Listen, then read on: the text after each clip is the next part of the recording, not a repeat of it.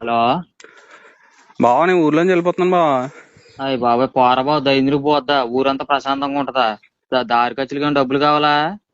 అదో సోది చెప్పిదినవా. వానేంటే ఓ సిరాగా చెప్పేస్తుంది.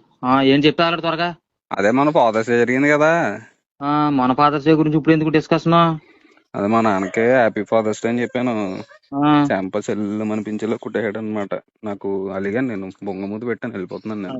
వీడు సంబంధం మరి. ఇంతకీ ఏం అడిగేవరా ఫాదర్స్ డే రోజున సల్మాన్ కొట్టిస్తాక కొంత స్లిప్ లాగా ఏమైనా అడిగేవాడి దరిద్రంగాను.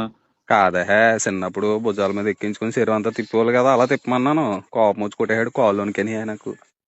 ఒరే దిక్కుమాలినోడా, నీకు బుర్ర ఉందారా? దొడ్లో తాడిపోయినట్టు పెరిగి పోతు పబ్బాస్ లేక మీ నాన్న ఇప్పుడు నిన్ను మెల్లమెక్కించిన ఊరంతా తిప్పాలి నిన్ను చెరువులో నేను నడువిరికి దెబ్బ చేస్తాడు దరిద్రుని. ఒరే అసలు నీ పుటక ఇంకా మారదేంటి అసలు నాకు అర్థం కాదు. ఒరే నీ పుట కరెక్ట్ కాదురా, మనిషి పుట కాదు నీది.